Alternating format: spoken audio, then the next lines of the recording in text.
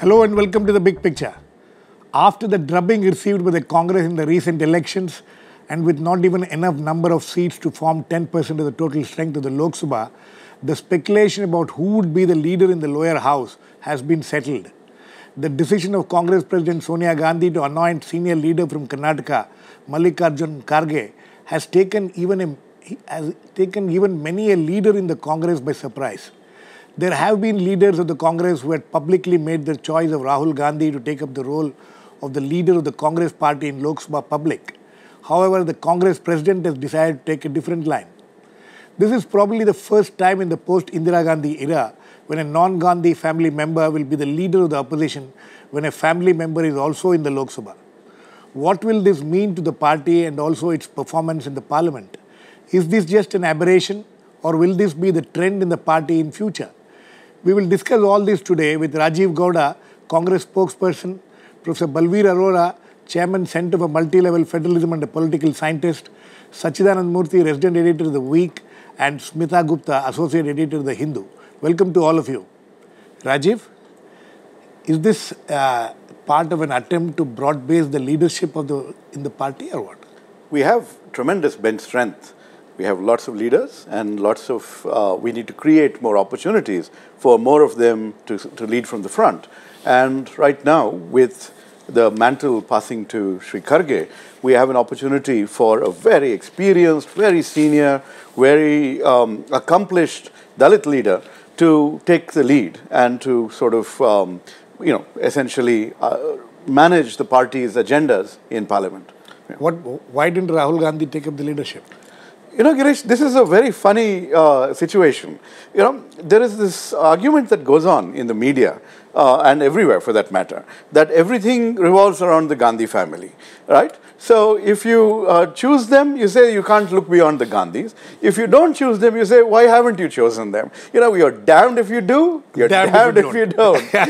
So that's the kind of situation. Are they damned if they do and damned if they don't, or is this convenience? I think, it is not just the media which focuses on the Gandhi family, but I think every congressman focuses on them. I mean, look at the way the Congress exulted in Jaipur, then in Talkotara Stadium in Delhi, when Rahul came of age and took over the leadership and all that. So the party expects them to lead from the front. But so and that now, way, but the way Rajeev is speaking, as if the whole party was waiting for somebody like Kharge to take over the leadership. This is a very convenient argument of the Congress. Whenever the Gandhi family is not around or doesn't want to take up something, we are broad-based, we have bench strength and all that. And then when a leader takes over, I mean, I will just like to tell you what happened in 96, 98, when Sharad Pawar was the leader of the opposition. Right. He was a non-Gandhi and entire Gandhi loyalists said, no, the Gandhi should come back, and they undermined him as the leader of the opposition in the Lok Sabha. So it is also the mindset of the Congress that they want the Gandhi family to be there. But when the Gandhi family say, we don't know, this is a great decision. This is a great decision. Rajeev, you want to... Actually, I must point out, Sachi is talking about our reaction in Jaipur, in Talkotara Stadium, etc. We are very happy that Rahul Gandhi is the vice president of the party and played such a very important role in the election campaign. Now, the issue is that, everything doesn't begin and end in parliament. There is a larger party, there's a larger nation, there are many elections to come. We have a lot of work ahead of us in terms of reviving and strengthening the Congress, in terms of essentially rebuilding the base that we had across the length and breadth of the country. We exist in every village. Well, we need to prove that. And we need to reach out to our voters once again. So Rahul Gandhi has a lot of work ahead of him. He doesn't need to be only leading the party in parliament. So Rahul Gandhi has a lot of work ahead of him. Professor Balveer Arora, you think this is a good decision of the Congress president? Yes, I think it's a smart move, and it's in keeping with the reading of the results themselves. Because I think if you look at the way in which the Congress has fared, and where the BJP is strong, 90% of the BJP's MPs are from the Hindi-speaking states. If you look at where the state parties are, if you look at it from the federal point of view, it is the south and the east which is outside this. So the real opposition is around the south and the east, and to have chosen someone from the south to head the opposition is, I think, a very good move, because after all, both Mrs. Gandhi and Rahul Gandhi are also MPs from UP, Right. which is the same bloc. Okay. Smita, that's an interesting argument Professor Arora gives. But going back to Rajeev Gowda's lament that, they are damned if they do and damned if they don't. Well, I know Mr. Gowda's task is extremely difficult. Yeah, So I mean no disrespect it's really to him. unenviable. Unenviable. But the fact is that I'm talking about what people within the party are saying. In the run-up to this decision taken by Mrs. Gandhi, there was a sense that there has been a lot of unhappiness, a lot of dissent, a lot of anger inside, which has been, not much of it has been vocalized outside the party. To some extent, it has been To some extent, Yes. but... you are saying that the extent of which is, what has been vocalized is not even 5% of it. I would say not even 2%. 2%. Now, the general sense was that while people want Mrs. Gandhi to take charge again, she had kind of retreated because she wanted Rahul Gandhi to take on the responsibilities, and she felt as long as she center stage, he's not going to do that or be able to do it. But at the same time, most people felt that Rahul Gandhi is not going to be able to manage the organization, that he should actually step down as vice president. However, if the Gandhis... This is after the results you're talking about. After the results. But if both at the CWC and at the CPP, Congress Parliamentary Party, the decision was left to Mrs. Gandhi, the sense that, okay, the Gandhis have to lead the party. The feeling was that even if the Gandhis are to lead, and if Mr. Rahul Gandhi is to continue as vice president, then he must lead from the front, be the leader of opposition. Because, today you're a 44 MP party. Right. And every time there has been this question of Rahul Gandhi taking any responsibility, taking on a ministership at the center, or any such job, he has always shied away from it. He's been very reluctant always. Yeah. And in Parliament also, we have seen in the last 10 years, he has not really covered himself with glory inside Parliament. Even, say, the land acquisition bill, which he was supposed to be associated with, he did not make a speech. Mrs. Gandhi made a speech on the food security bill because she wanted to be associated with it. So there was that sense that you have to make, that if Rahul Gandhi is to be in that position, then he must take responsibility. This is a time of adversity. The leader must lead from the front. So there was a lot of disappointment yesterday, and a lot of people, that is not to say that Mr. Kharge is not held in high esteem and respect. People point out that he's never lost an election, 9-time MLA, won his Lok Sabha twice, been a central minister twice, speaks Hindi, Urdu and English fluently. Right. So there are positives, but he is 71. And as one central minister, former minister said, he's an excellent congressman, but is he the face of New India? Is he the face of the future and the New India? Yeah.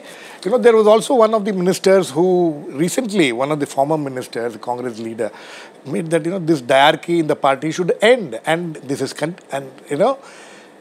Sonia Gandhi apparently didn't listen to him.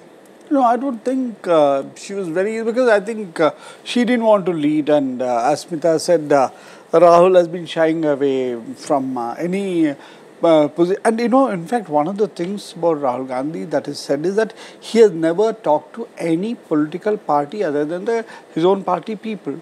So, but then the Congress has had to build a large alliance of like-minded parties and expand the UP and all that.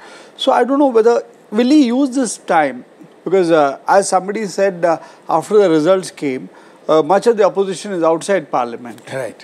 So whether he will use this opportunity to travel around the country, energize the Congress, reach out to like-minded parties with, elections coming up in different states where a lot of regional forces, old allies of within the UPA are there and all that. Will he use that? How will he spend his time? All right, a decision has been made that he will not lead the party in Parliament. Most probably he'll sit in one of the back rows, and unfortunately his group of Baba Log are also not there in the Parliament. So he will be wanting company inside. So how will he use his time? That is important. Is this a message that is being sent by Mrs. Gandhi that Rahul will work outside? That I think Rajeev would know his mind.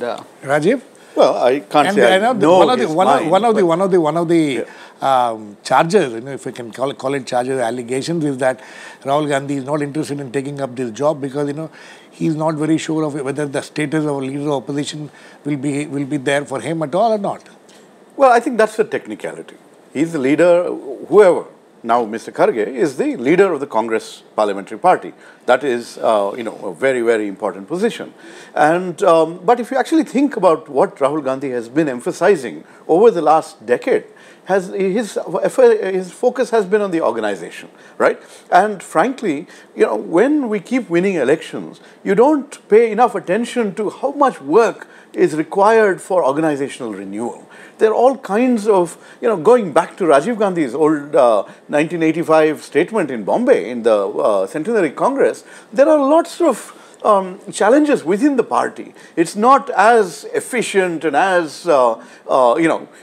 smoothly run an organization as we'd like it to be. And so there's a lot of work that a leader has to put in to try and ensure that, that we revive it. And so let me finish. So Rahul has been spending a lot of time on organizational renewal. But it has not borne fruit. No. That's what. Don't judge these things like this. Just because an election is won doesn't mean that everything was beautiful with the organization. You would be able to fault Rahul Gandhi on timing.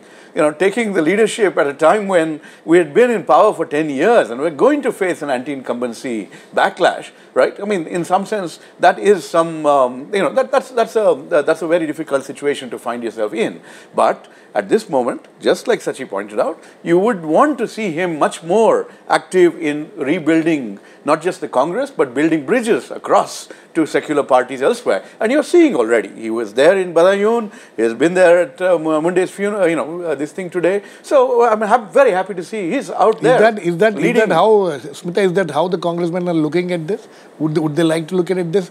And what about, what about this problem which the Congress leaders have been talking about earlier also and now also, whenever he has not taken up any responsibility? Is this also an indication that, he can face this charge that he is a non-serious politician? I think that is the charge that is coming up. I mean, it's excellent that he went to Badayu. Not taking responsibility, that's why. Yeah. See, the thing, what has happened is that one is that, what has he done organizationally? He has focused on the Youth Congress and NSUI, which is a very good thing to do. But you can talk to any congressman privately, maybe they won't tell you publicly, whether it's a senior leader or junior leader, that the way he has gone about it has not worked. Right. Meaning he's well-intentioned, but it has simply not worked. The Youth Congress has virtually closed shop. In an election where he he was 20 years younger than the Prime Minister, Prime Minister Modi, the youth vote simply did not come. Yes. So there is something that he is doing which is not working. I'm not saying that he is doing something wrong. So he needs to relook. The complaint about Rahul Gandhi is that Rahul Gandhi is unwilling to learn from, the mistakes he has made.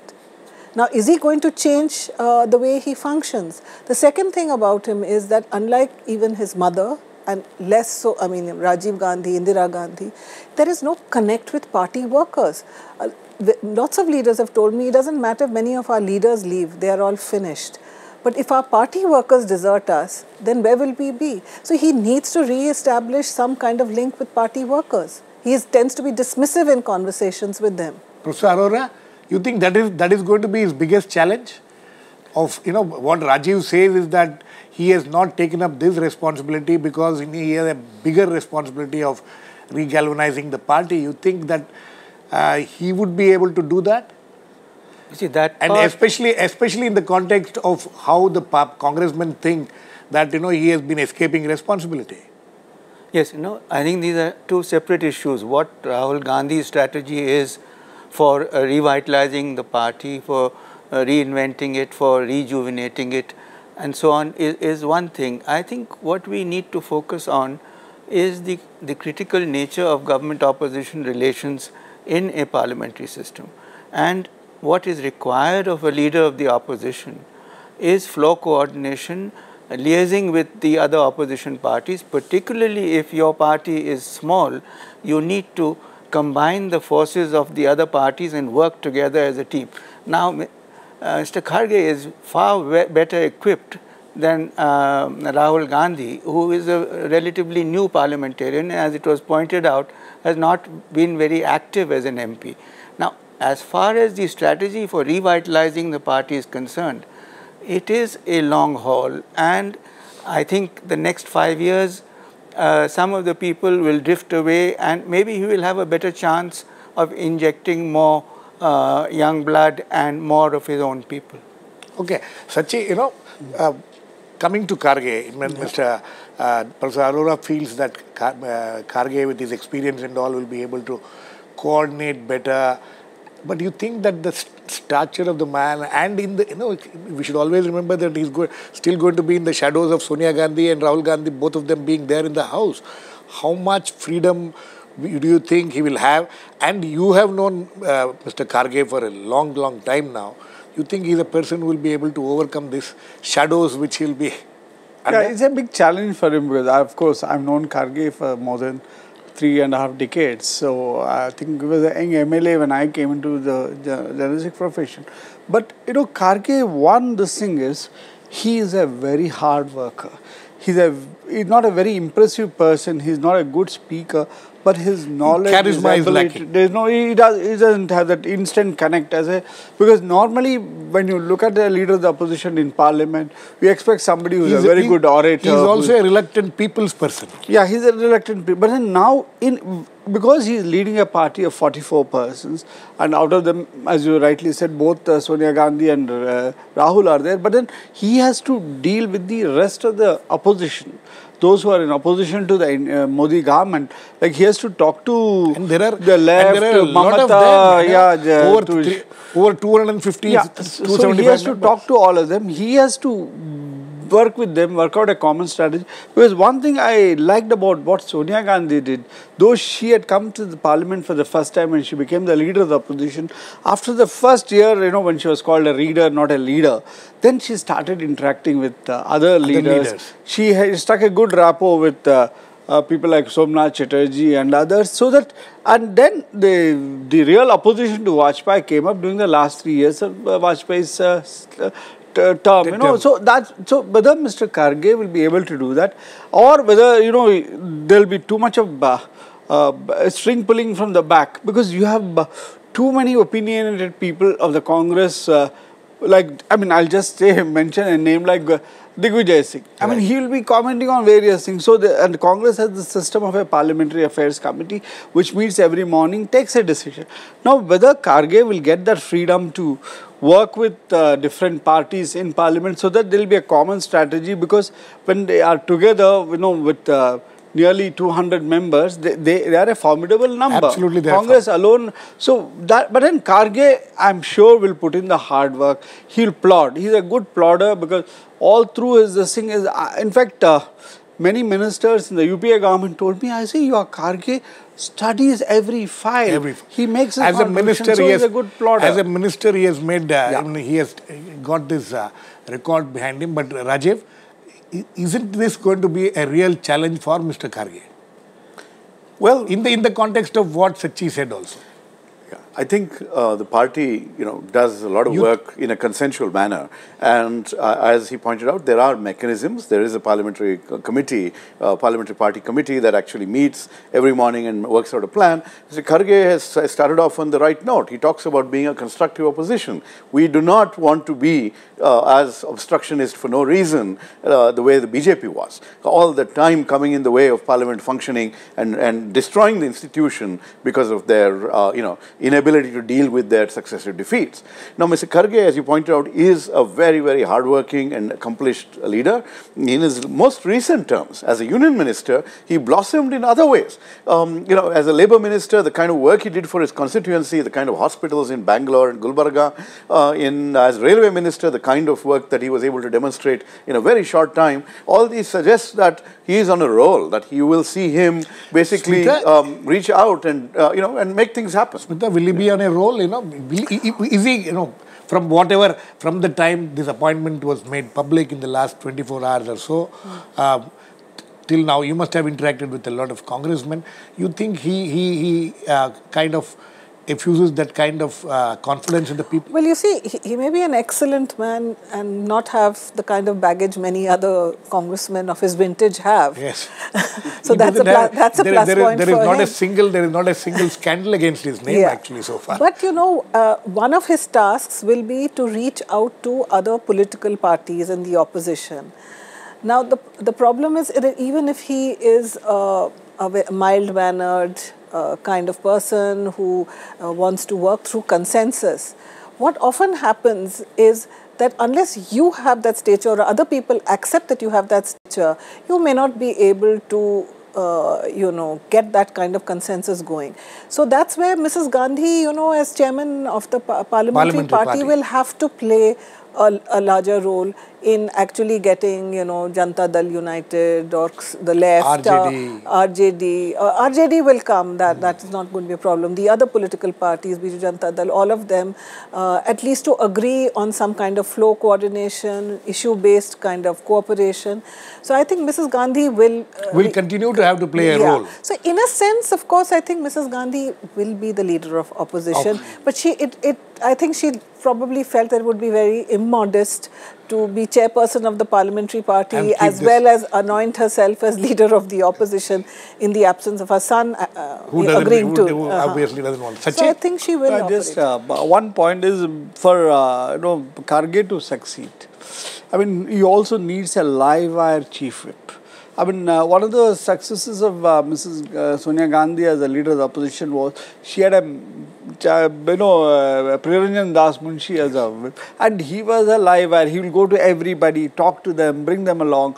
And so this is something where I think she should help Kharge, give him a live wire. Among the limited numbers she has, get somebody, who will help, especially somebody from, Eastern India, who can get, I mean, difficult it is, but still Mamata and the left together, get, ADMK and all that, so that she will be able to do that. Apart from that, there is also a charge that, it is just tokenism. The appointment of Kharge is nothing else but tokenism. You think that this is a charge which will stick, or is this something which is being made by people just to, spite the charge is valid today because many people don't look at Kharge's legislative career or his parliamentary experience, but they look at that he belongs to a particular social group. Right. So he has been made because there has been this tokenism in the Congress which happens throughout. I mean, when they made Meera Kumar the speaker, then again it was said that it is tokenism, but then she did manage very well. So that's what. So, but then it all, we have to give Kharge a few months to prove that he's not just a token there, but he's a substantive leader of the opposition. That's it. Yes, Smita? Well, I know that one of the leaders whom Mrs. Gandhi consulted before choosing Mr. Kharge, apparently she pointed out that, in the last parliament there was Meera Kumar and there was Sushil Kumar Shinde who became the leader of the house after Pranab Mukherjee became president. And I mean, she made that a case for advancing Mr. Kharge. So the fact that he is a Dalit also, at least whether it played a role or whether that is the use. But that certainly was in the back of the mind. Yeah. Rajeev? No, first of all. My question is this. Do you have to be apologetic about it? Not at all. Actually, see, Kharge has spent the vast majority of his career in Karnataka, away from the glare of national television and media. So people aren't aware. He himself didn't want that kind of a glare, to be in that glare. He's So people don't know him as well, and therefore they may come up with these charges. But for those of us from Karnataka, I'm from Bangalore, who have seen him for forever, from the 70s onwards, know that he's a man who's been out there, who came this close to being Chief Minister of Karnataka. So all those sorts of highly accomplished. So there's no question about his credentials. And, the only challenge, of course, is he's been in Parliament only for a few years. So he has got a lot of, it is a territory that will require a lot of extra work. But I was with him last evening and we talked about the need for a strong research team to support him. And I will take the feedback from here, the kind of work that needs to be done across the board. It's not just the research, as Sachi was pointing out, people management which is going to matter. That's in the house, but also to be house, ready with the issues and with the with the daily Professor attack. Arora, this tokenism charge is going to be there. It's whether we like it or not. It's going to be very subtly used by the opposition parties also. You think that should be a problem? No, I don't think so. I think that tokenism thing should not be the central issue. The fact that he is from Karnataka, where there is a real contest between the BJP and the Congress, is important, and this duel that has been sought after for almost 10 months now between Rahul Gandhi and Mr. Modi will not take place. I think finally that is clear. And the perhaps Mr. Kharge is the perfect foil for the orator that Mr. Modi is, because you need someone also on the other side who is not exactly a copy of the person who is answering. Sachi, is that, that's interesting. I know. That you have a very sober, very relaxed person, and there on the other side will be this very energetic man. Yes, that's what. But then it is not just the oratory of Mr. Modi, but it is a tremendous noise of the NDA benches.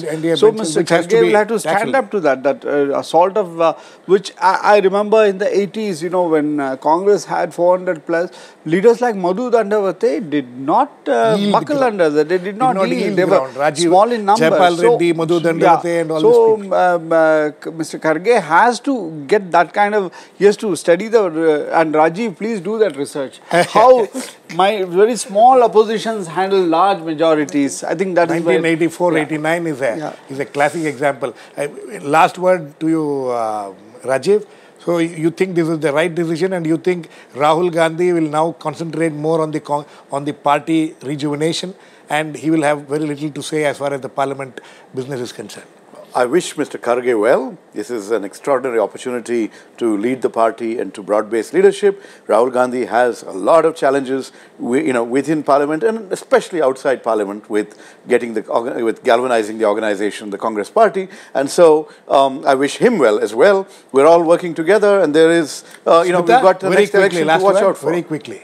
No, the point is that while Mr. Kharge, sends out a signal to Karnataka, which is the state which has sent out 9 MPs, so that's a good thing, and he's from the south. But what does it mean for Mr. Kharge's future? Because it confuses the party worker. Absolutely. That's a very interesting thing what you have said. Anyway, this is something which everybody will wait and watch, how the new leader will perform, what kind of pressures he will be under with these two big leaders of the parties sitting behind him or beside him. We'll wait and watch what will happen. Thanks to all my guests, Professor Balveer, Arora, Rajeev, Gowda, Smita, Gupta and Sachidananda Murthy. Please keep watching. We'll come back with another issue in the big picture, same time tomorrow.